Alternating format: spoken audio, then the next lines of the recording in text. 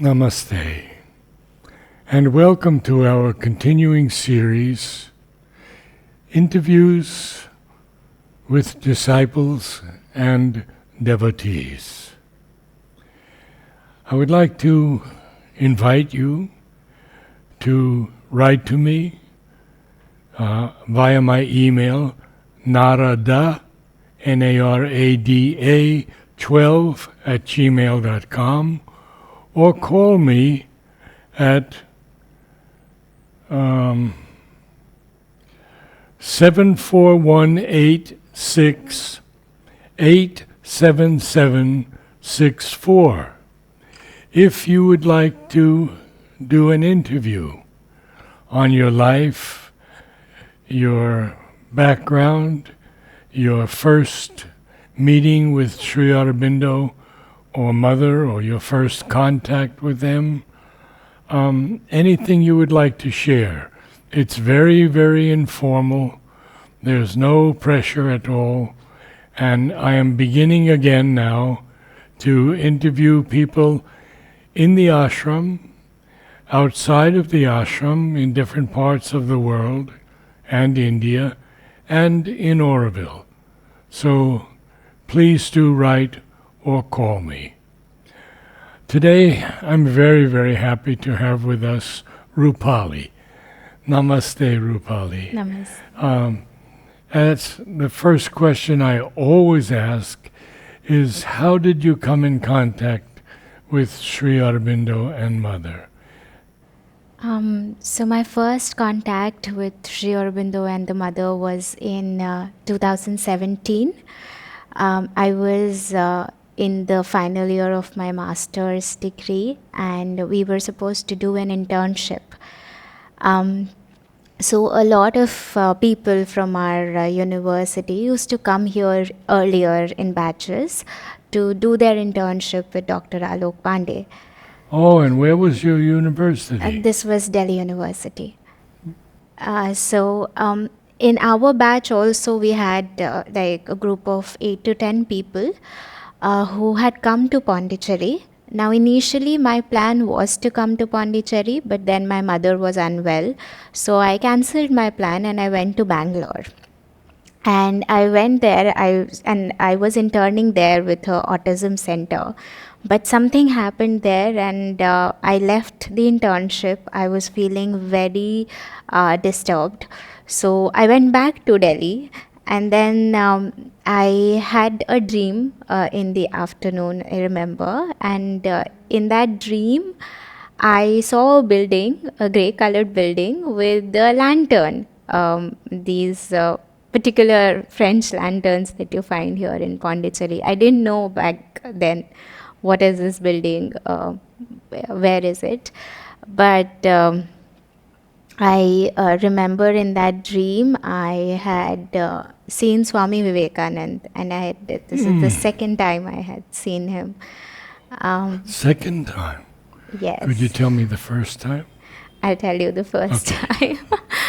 So in that, and when I woke up, the first thought in my mind was go to Pondicherry.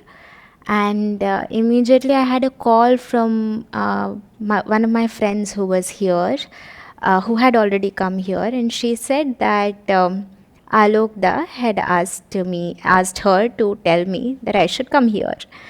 And in those events, I called up my mother. I asked her, can I go to Pondicherry? She said, sure, go, if you want to go.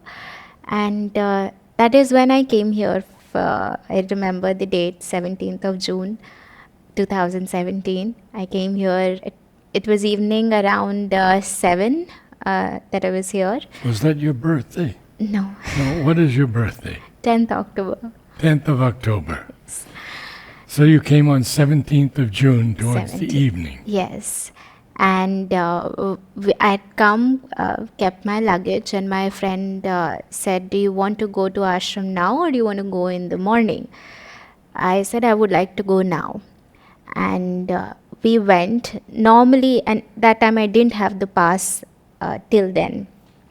So they don't allow visitors post, I guess, 6:30. So I went in, nobody said anything to me. I went in and I put my head on the samadhi, and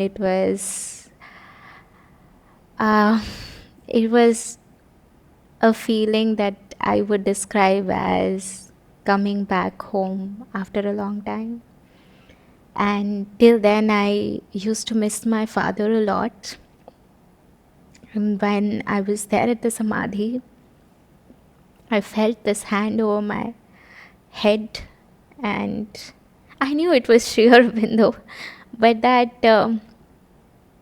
feeling you have when you lost a parent, suddenly you feel that shelter is gone. I felt it back again after a long time. And I was there for almost 2 hours, and nobody said anything to me. Normally, they ask people to get up and leave. Nobody said anything. 2 hours at the samadhi. Yes. And this was the first time I was coming here. I didn't know anything about Sri Aurobindo and the mother at that time. Nothing. I had not read anything about them. I didn't know. So that was my first contact with Sri Aurobindo. I would say it took me some months to connect with the mother, because when I had come in during that internship also, we learned many things. Alokda taught us many things. I used to read Sri Aurobindo. I started reading Savitri, but I could not because at that time started with the first page, usually how your mind approaches a book, and I would not understand a single line of the poem. What is it about? What is it talking about? Until I think it was in the month of July, if I remember the date correctly. No, it was, it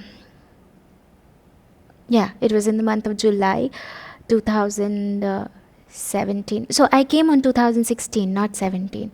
17th June 2016, yes. That was the second year. 25th July 2017 is the day I remember. I was working at that point of time. I started teaching. That was my first assignment. And where were you teaching? I was teaching at Jain University, Bangalore. That was the first teaching assignment I had. And I remember sitting there, I was having a conversation with the student, and when he finished, he left. I felt a wind touch me, and it was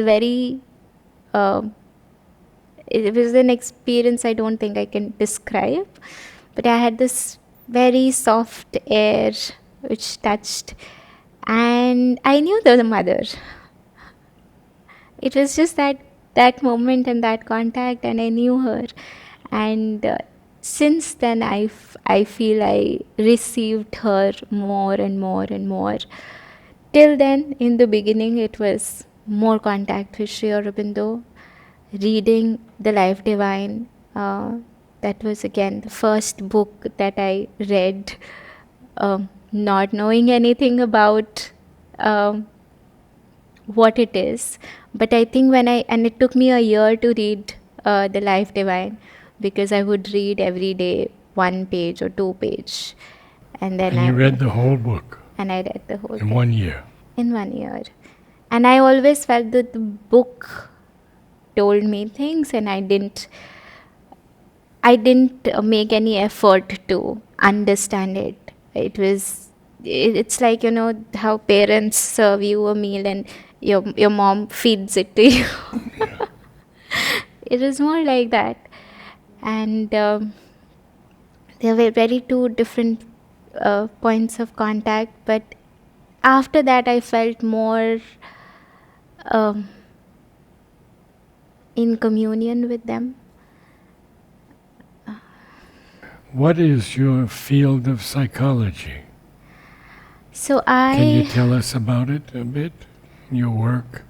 I understand from you yesterday that you told me you started a new business. Yes.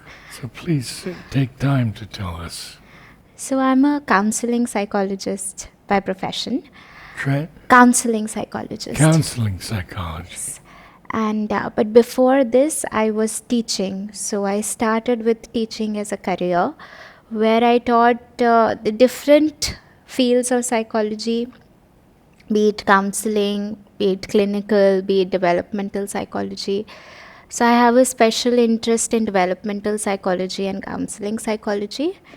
And so I started teaching, and I always had this push for bringing into the Indian knowledge systems into psychology, because the way we study it now in university and colleges, it's mostly the Western idea of psychology.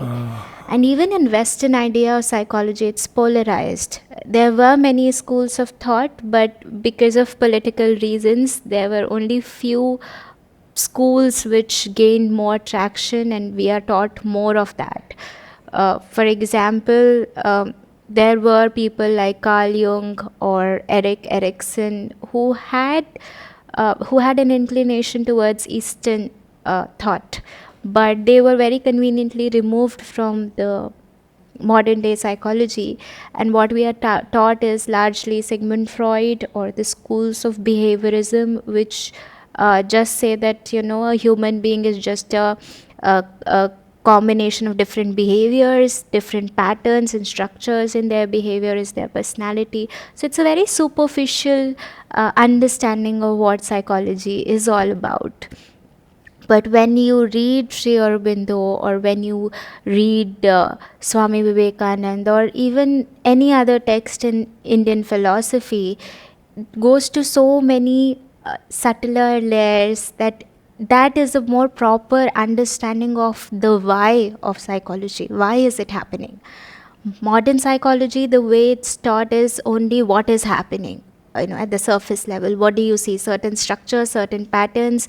Your statistical analysis will give you certain attitudes, certain patterns across, and that's how we understand personality. But why do we have a personality like this? They answer it in a way that it's just genetics and social environment. There are these factors. But why? What within me responds, and what within me takes or molds in a particular character? There's no answer to it. So when you read Eastern schools, largely the Indian philosophical systems, their explanation goes to so many layers and so many depths, and understanding that the individual is a part of the cosmic reality and the nature, what you call. So a fundamental question in psychology is nature versus nurture. We use this phrase often, right? But they don't have an answer when you ask, okay, what is nature? How do you describe nature? What is the first thing that comes to your mind by nature? It would be going out in the environment, right? That's how we perceive it. Sure. But then they use the term nature in terms of your genetics and personality. Isn't that a contradictory idea, confusing idea? So for me, a lot of clarification in terms of the whys. Why am I thinking like this? Where do thoughts come? I had this fundamental question in class 9, I remember. I always used to think, how do we think? Where do thoughts come from? And that was when I took up biology as my specialization, like as this stream of studies in school.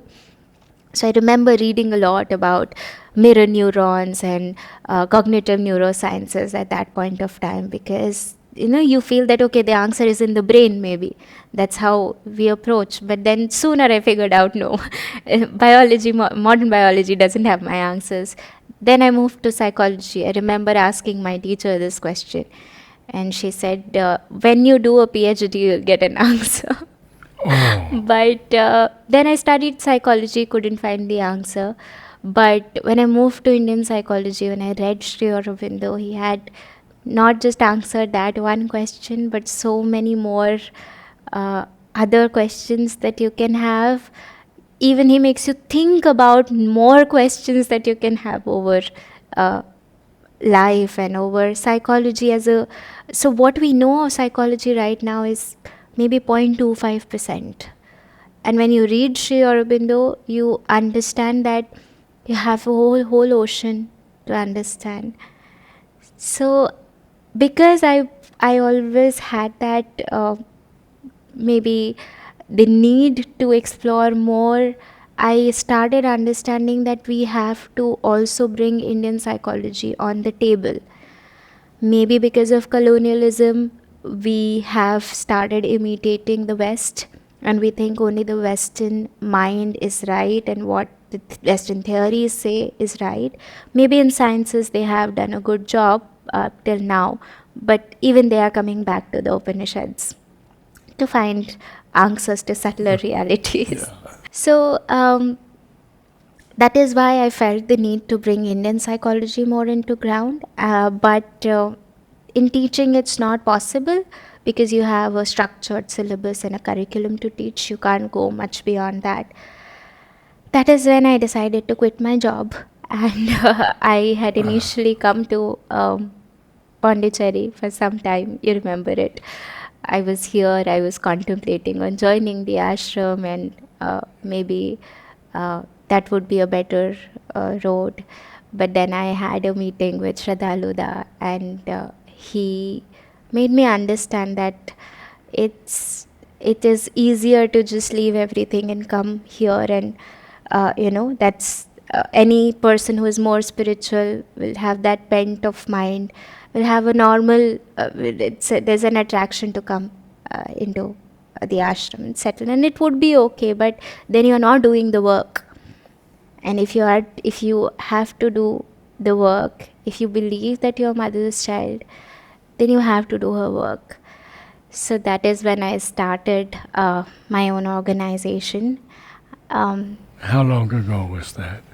It was on 21st February of this year. So the name also for the organization, it was interesting. I saw it in a dream, and we've named it Twashtri. Twashtri is one of the Vedic gods who designs the mold of the human nature, and that also I got in a dream. And initially I couldn't find the meaning, a proper meaning on Google. I googled, I tried to look, but then I opened Sri Aurobindo's The Secret of the Vedas, and that is where I found the meaning. And so we've started this organization largely to bring the Indian knowledge system into modern psychology, practice counseling from that perspective, teach people about this mode of understanding human nature, which has been there for many, many years, but we lost that whole thought, maybe because of circumstances, situations that Mother India went through. But now, since she is coming out of it, so even we as children need to come out of the older thoughts and establish the newer. Well, did you Yes. get, you got an MA so far? Yes. What about a PhD? Any thoughts? I did want to get a PhD, but the area that I want to work on is not very popular. So I'm still hoping someday I will find a supervisor who will guide me in that area. But initially I used to believe that the PhD or the degree is going to allow me to do a lot of work. But of recent I found out that it's just a degree. And if you want to do the work, you can keep doing the work. Wonderful, wonderful. So, tell me a little bit about your work at your new center. so The people who come, the problems that you are confronted with. So I think the amount of learning I have had in the last few months was exceptional, because when you are learning in life only with your experiences, you have only limited experiences in your bag. But when you are working with people, different people with their experiences, their experiences also teach you a lot about life. It's not about what is good or bad. It's about the totality of humanity that you get to see. So when I started, before that I'd read a lot of mother's commentaries on how she would deal with people and how she would respond to people coming to her with any problem. And one thing I felt was she never said that this problem is less important and that problem is more important. She said we all are going through it. And if she can say it, like she can say it, that we all as humanity are going through it, then I feel even I as a person might be going through a lot of those. So my approach when I started was to maybe read Mother before and after every session, as and when I can. Interestingly, the people who came to the center initially in the first 4 months, most of them were connected to the Mother in some way or the other. Oh, interesting. Which was so beautiful. There was this one person who, as a child, used to visit the ashram with her grandmother, and they used to have mother's picture at their home, in her mother's home. When she got married, she suddenly lost contact with the ashram, didn't have mother's picture, didn't remember her much. But I remember when the day she came in, she was very disturbed and she had booked an appointment and she said, "It's an emergency, I want to meet you right away." I said, "Okay, please come." And she enters into the room. I have a picture of Mother in Sri Aurobindo right when she entered, it's there. She looked inside. Before looking at me, she is looking at Mother's picture and she says, "Oh, Mother is here." And it was so beautiful. I saw her, this wonderful woman, transforming into something so beautiful. She's very older than me. She's around in her late 40s, and very knowledgeable, very reflective in life. And I felt those are the moments I realized that when Mother says that we are her instruments, we truly are. As much as we can open ourselves to her light, she does the work. And when I say that I am facing a limitation in a counseling setup where I don't understand the problem sometimes, or maybe even when I understand, I don't know how to respond to it.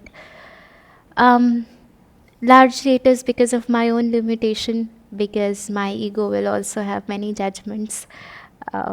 So it gives us that, at least gives me that opportunity to reflect onto. Sometimes, yes, there have been encounters with people who have very heavy energy, and that has been very draining. In the last couple of months, I had few experiences. I told you yesterday on Yes. 17th of November, I had a terrible day, and it's largely around certain themes. When I meet people with certain problems around certain themes, that is when I feel the energy completely being sucked. You had mentioned suicide. Yes, yes. Why is that rather prevalent in your experience in psychology? It has become rather much prevalent in today's times, owing to media exposure. People read, people listen to the news of suicides. It has also become fashionable, I would say, in some ways, because young generation, they are attracted by this idea that if things are not going on my way, then I should just exit the world. And that comes from a lot of sense of entitlement that I deserve so much in life, there should be no suffering. And all of these have been created by the kind of things we see in media, the kind of picture of a life that a movie portrays or a TV show portrays, that, if you don't have this in life, then your life is not perfect. So people are constantly trying to gauge their lives according to this benchmark that has been set by a particular narrative through a movie, through a TV show, earlier. And the media, the news channels, the social media, the kind of clothes you should wear versus the kind of hairstyle you should keep, the kind of body image you should have. So if I'm not having that, I'm not good enough, or life is not good enough, so I should just end it. But what they don't understand is, even after you end the body, your soul is going to linger around. And that will have impact on not just you and your journey, but all the people who were connected to you. And I've had people in my family, extended family, who died by suicide, and their parents left behind are the ones still suffering. They are the ones still suffering. Sure. Because they don't know why or what to do. How do you handle this? So with suicide, I feel there are a lot of chaotic, this energy of chaos is very high, very heavy. So people who have witnessed suicide, people who have tried it, they all come with these chaotic energies, which sometimes are very difficult to manage for us as therapists sitting on the other end, because you are receiving, when somebody comes into a therapy space, they are just throwing out all kinds of energies from themselves. Okay, basic anxiety, little depression you can handle, even with some other situations you can handle, but suicide for me has been particularly difficult. It's not that I don't handle those clients well, but I see myself draining a lot of energy in that process, because that energy of life versus death transaction is constantly happening. Do you ever read Mother to them? Yes, I have this picture of Mother's symbol with the powers written on them. Yes. And I have a picture of that. So I use that sometimes in therapeutic space. I show them that, what is this all about? And most of them find it very fascinating. They take a picture of it to remember the force, the action of the force, and how the symbol so beautifully brings out the aspect of Maheshwari and Mahakali and Mahasaraswati. And we see people are seeking wisdom and beauty and love and perfection in their life. They are suffering because they don't know how to seek it. They are initially suffering because they don't know what they are seeking. What are they seeking in life? The first time you ask somebody, okay, what is your aspiration in life? What are you seeking? They usually say, I want a very peaceful life, or I want to have adventures in life. I want to travel around, see places. I want to be happy. These are the first responses.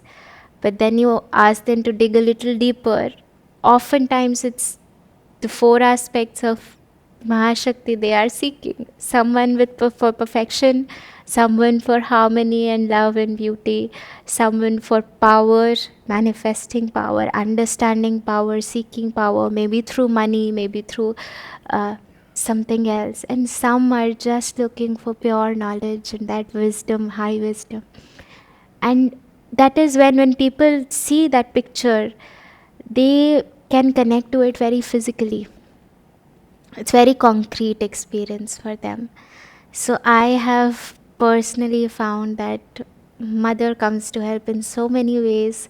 Some of my clients, I've kept her books, Sri Aurobindo and mother's books in different, in the center. Smaller, the All India magazines that we have. Some books as mother's answers to decide questions and answers. They take the books, they read them. There are many books by Swami Vivekanand because I've loved reading him as a child. Swami Vivekanand. Yes. So people take his books as well. There are commentaries on the Bhagavad Gita by Sri Aurobindo, by many other people that whatever I have had, wherever I felt a contact with, I've kept them for people so that they can come, and even if something touches them from a distance as well, that touch is enough to heal. So, and I read a lot of times Savitri with people. That is a different magic altogether. Can you tell me a little bit about your family and their feelings, what they seek? I have met your both sisters, and I've seen the baby. Yes. Met your mother. So currently I have my mother and two sisters, both of them married, and so I have my brother-in-laws as well. My eldest sister is in data sciences. She is in IT. My brother-in-law is also in the same domain.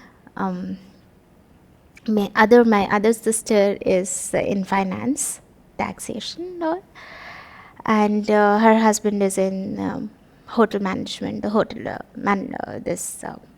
hotel management industry.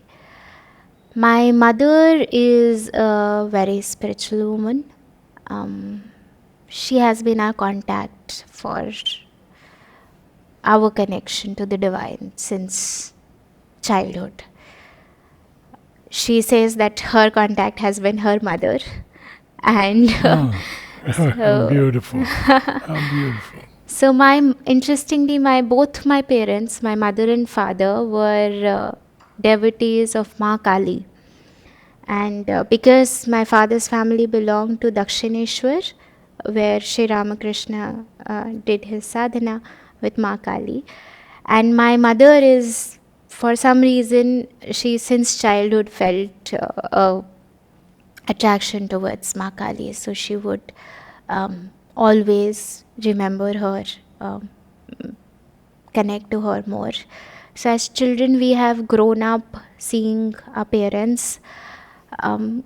So one beautiful thing that our parents did as we were growing up, they used to take us to the Ramakrishna mission, Ramakrishna ashram, almost on every weekend. And as children, we didn't like it much because we wanted to play, go out somewhere. But this, especially my father, he said, no, we are going to the ashram, and then wherever you want to go, we can go later. But we'll first go to the ashram. Maybe they also derived their nourishment from that place. So I think those were the seeds that were sown for us while we were growing up. All three of us are very different, but when you come from the same family, you share a very beautiful bond. So I see as my family is full of women now. So I see that we all represent or have different aspects of that feminine energy. My eldest sister is more methodical, more powerful, more dominating. That's how we call her. But she's also the one who protects and shelters. If we are stuck somewhere, we don't know, we want to make a decision, we ask her what to do. So the other one is more fun-loving, easygoing. So she... But very intelligent also. Very intelligent, yes. Her intellect works in a very different way. She's more of a people's person. she can navigate that space better. So I think I've learned a lot. I wouldn't say learn is the right word, but I have been always protected by my family, and I feel that's a great gift because when I work with a lot of clients, I see that there are not many families who stand by each other or who protect each other. Thankfully, I have always had their protection with me, a very living. Even my father, I still feel that he had some limitations as a person. He was a very angry man, but he was also spiritual. He was also uh, very clear about certain things in life, very, very clear about certain values to follow, about maintaining certain boundaries. And I think those are some things that I've looked up to him for. My sister, my eldest sister, has those qualities more. So, as a child, I was a very quiet child when I grew up. My mother tells me that when I was little, I was in nursery, kindergarten. I used to go to school and then I used to come back and I would have a stick and a chalk and a board, and I would teach imaginary children. And she said I used to find it funny, but also I used to be concerned as to why is this girl not playing with other children. So she went to my school to ask my teacher that she doesn't talk much at home. Does she talk here? And is she doing well in her exams? Is she studying? And my teacher said yes, she is. She is. I think I did pretty well in school at that time. And she said no, she talks and she's very bright. So I've heard from many people as I grew up, many teachers commented that you don't speak much, you're quiet. When I was in 11th grade, one teacher said you're lethargic, which I still remember, because I didn't like wasting a lot of energy talking to people then. So there was something which was a little different, but I think that has always saved me. I wanted to ask you a question about the people who come to you and are divorced. Mm. And is divorce happening more rapidly now in this age? So I have data only to corroborate with what we read in according to past. Yes, the number of divorce rates have gone very high. More than divorce, people are considering living in separation, where you're not legally separated but you're living in two different places with no contact. More and more people are going towards it. Largely, I find two reasons for it. One, people are not sure and clear about what is it that they want in their life. So they are not sure about their partners as well. If you don't know where are you going in life, you don't know who to choose, who should you be living with. The second thing is, when you are living with someone, I don't know if it is a good thing or a bad thing, but people don't compromise on their individuality anymore. Especially women, I think that's a good thing, because as a society for almost a long time, I would say 70 to 80 years, in this country, women have been compromising and adjusting in the name of just keeping the family together. They suffered a lot, physically, emotionally, psychologically, in every way. And I don't think as a woman I appreciate that. I wouldn't like to suffer just to keep a family together. A family is supposed to make you feel safe, A family is supposed to make you feel nourished. And if it's not happening for you, why do you even call it a family, right? So more and more people are, yes, going through divorces, but there are second marriages also happening. People are later on finding partners later in life. So a lot of relationship churning is happening, I guess, where we understand the true meaning of relationship, which is not dependent on any legal binding or any social sanction. Mother has spoken a lot about it in Oroville. Yes. First names only, Yeah. she said. And secondly, she said, marriage contract is only a piece of paper.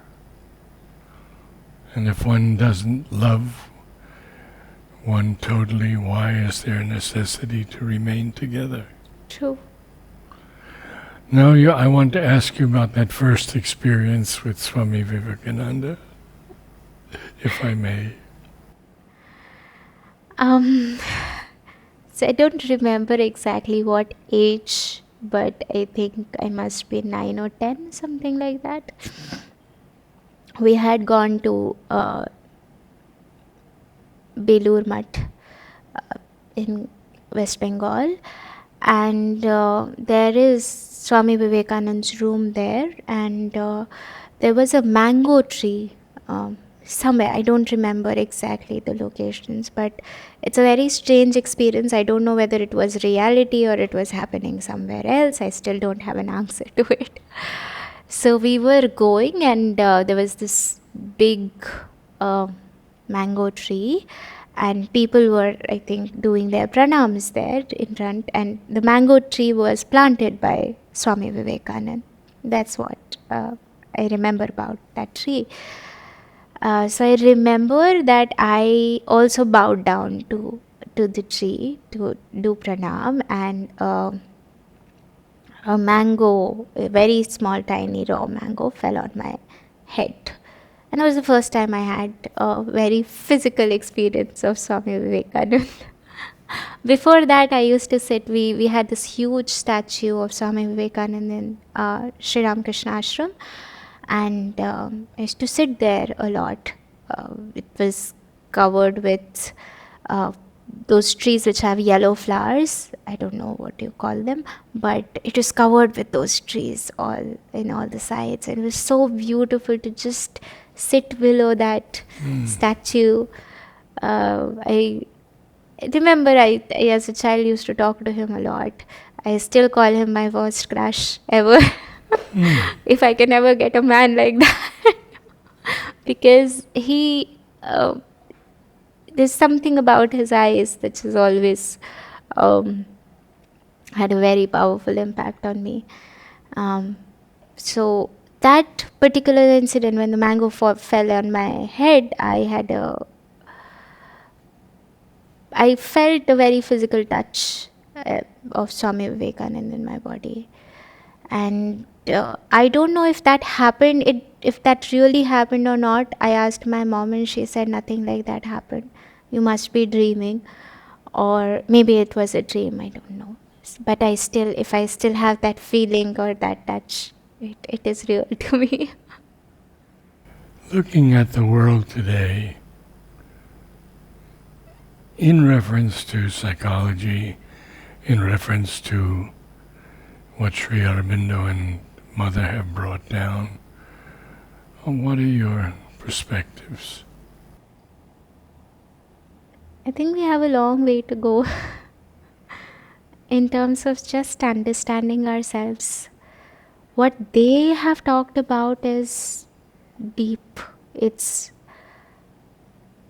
every time I read them, it's mentally we feel that we understand what they're talking about. There is a higher mind, and then there is a over mind, intuitive mind, and then there is over mind. But what I have come to understand and experience is, it is huge. It is like standing in front of the ocean and saying, yes, I understand it's the Bay of Bengal and it's marked from this territory to that, but I don't really know what Bay of Bengal is. I'm still standing outside.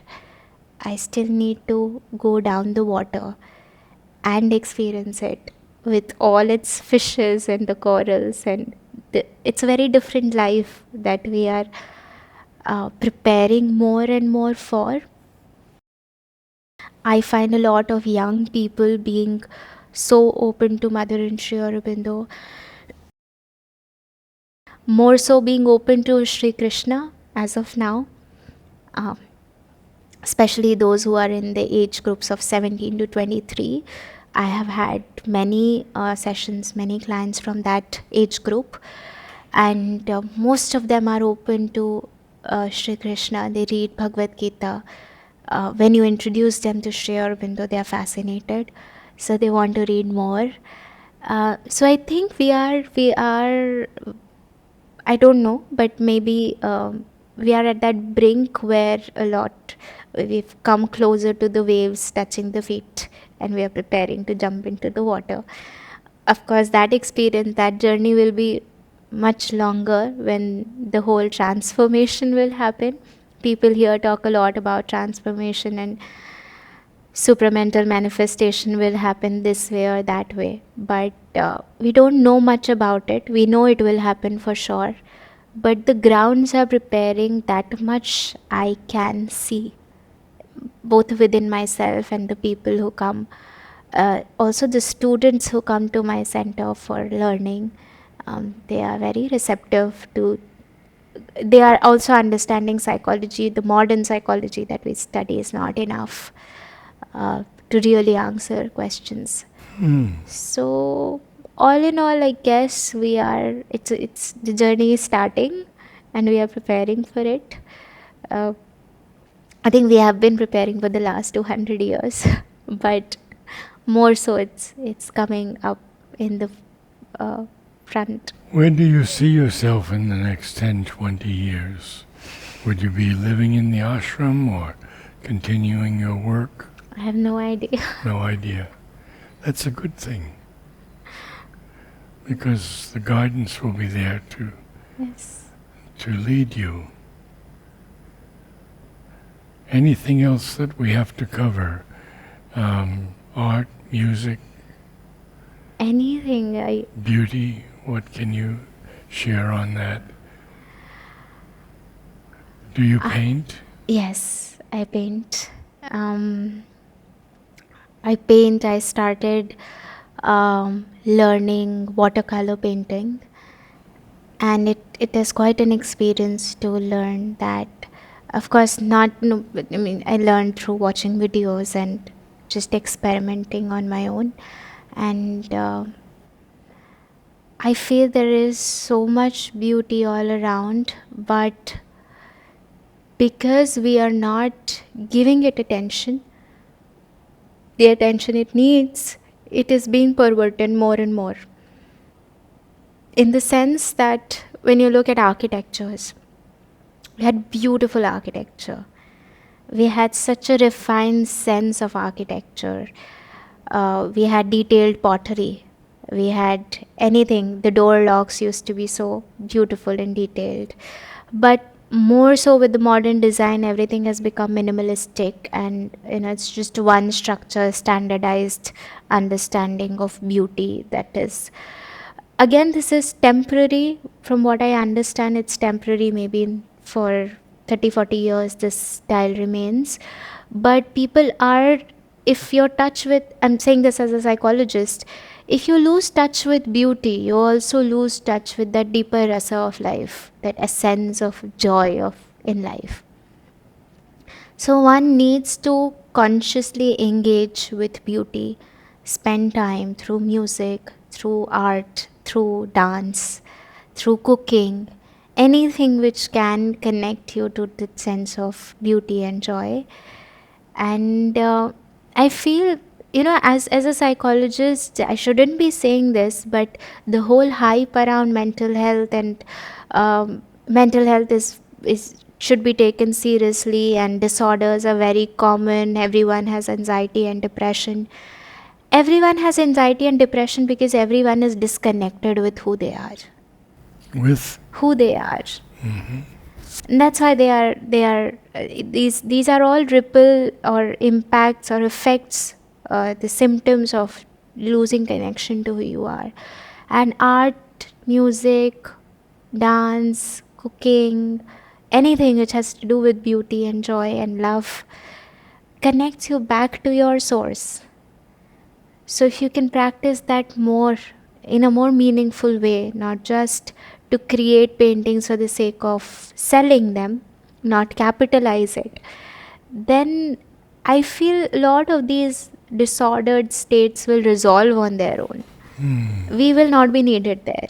And I hope in future we don't have psychologists and counselors. We don't need them.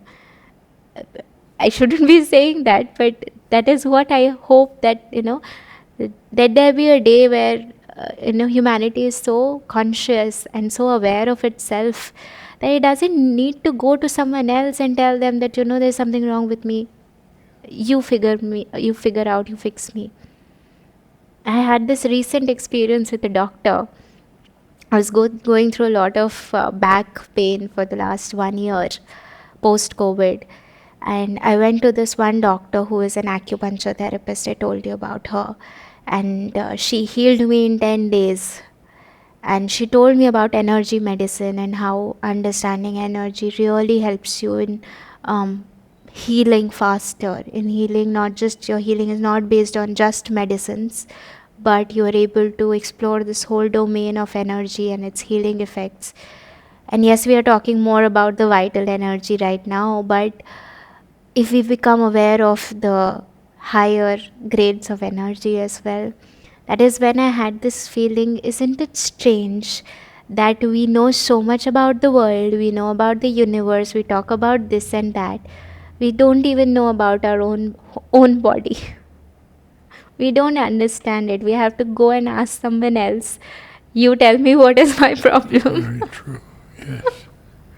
How serious was your back injury? It was very difficult. I couldn't sleep or stand or sit at one point of time. I was not able to do any of that. I had terrible pain in my shoulders. I had terrible pain in my lower back. I had a disc bulge. It was a lot of things going on, but it all healed. Most of it has healed.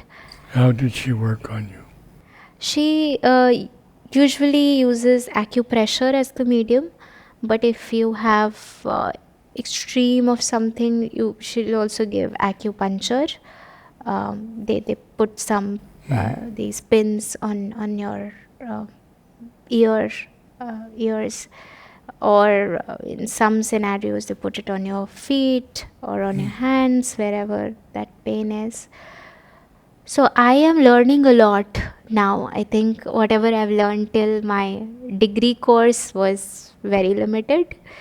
Now I am learning so much more. And now I was just telling this to Alokda yesterday. I feel like somebody should teach me. So there's so much more to learn. I want a teacher for this. I want a teacher for that. I want to learn this. And he says, it's okay. Learning will come to you as and when you need it. But yeah, it's a very fascinating journey. I think I've just started. Do you speak of beauty and art and music to your patients? Yes. So I also got a training in arts-based therapy. And so we use a lot of art as a medium, or music as a medium, or movement as a medium in therapy. And it's very integrative. It's multi-layered.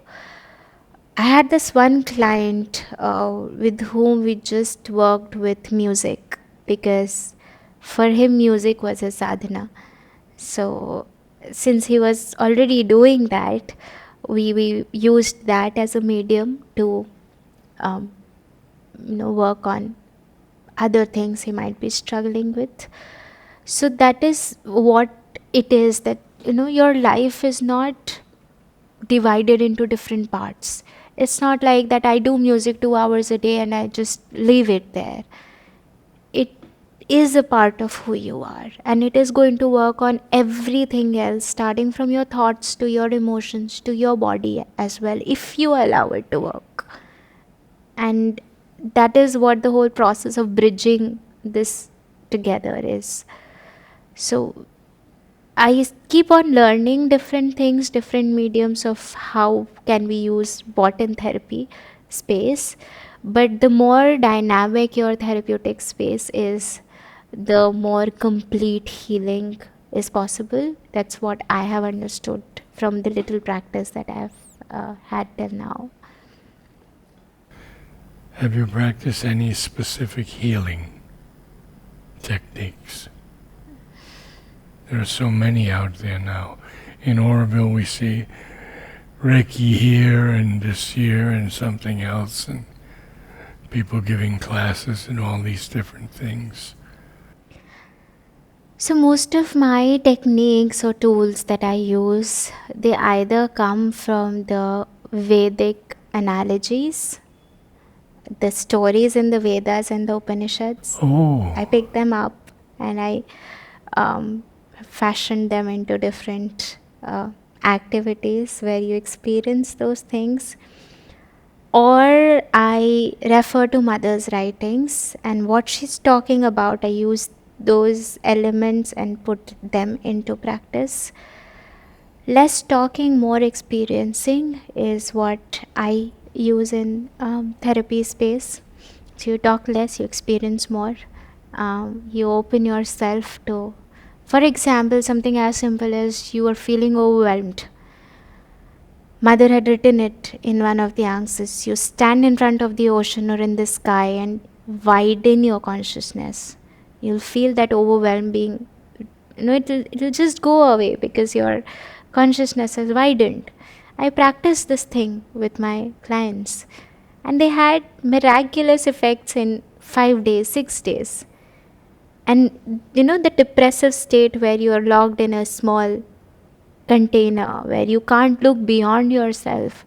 For the first time, when you are focusing on the sky, you are going beyond yourself and your attention is on something else. So you're able to reflect onto that experience.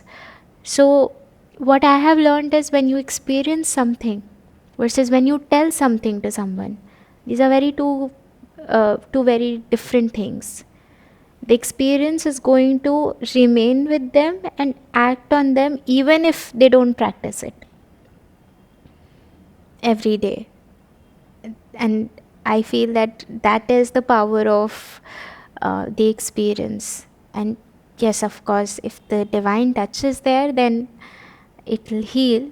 But I don't practice Reiki or pranic healing or any of those techniques because they involve a lot of symbolic structures, and they are the vital plane, which I am not very adept in dealing. But I've seen people, I have interacted with people who follow or who do that work. One of the persons I know was a friend's aunt who is a pranic healer, very, very wonderful person, who told me that this kind of, it's good to understand the science, but it has a toll on you. It impacts your energy at the end of the day. So it's better not to go that road if you are already following the other road. yes. So again, those kind of things, Mother also wants, Sri Aurobindo has also written to some practitioners, I believe. So I don't practice, I don't go that. But yes, these are available. The more we are, progressing with science, we understand that all of this is possible. So much of energy healing, sound healing.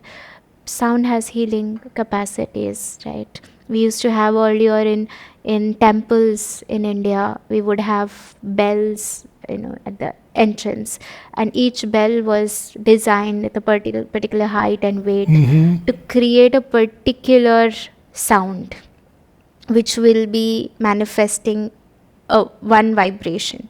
So it was said that when you stand in right below that bell, it will have an impact onto your body, onto your consciousness. So we had all of this science, it's all coming back again. We will, for the next, I guess, 50 or 100 years, experiment with these things. Everything will come in fashion. Pranic healing, Reiki, sound healing will again come back in fashion. And then we will slowly integrate and go towards those higher zones of healing. I think that's how I perceive it happening. I have only two more questions. One was a meeting with Dr. Dalal when I interviewed him. He's in his 90s now. And I asked him, has anyone in science mentioned the word God? He said no. None at all. But now there is some acceptance that there is a consciousness that has created this universe. So I recently read an article on this new particle, I guess. This was discovered and named as the sun goddess particle.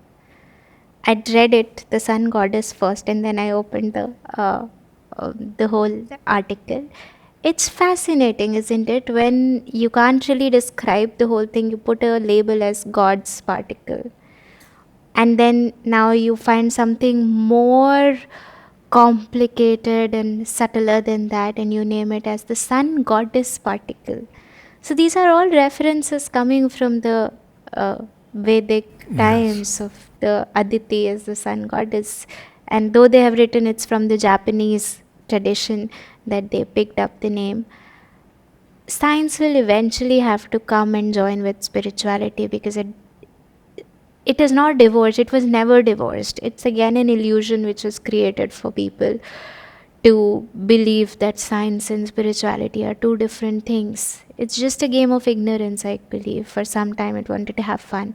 I said just divide it and let people play, like hide and seek. You are seeking each other, you are seeking the different parts. Sri Aurobindo says they're working from below, from what we're working from above, and we'll join. Yes.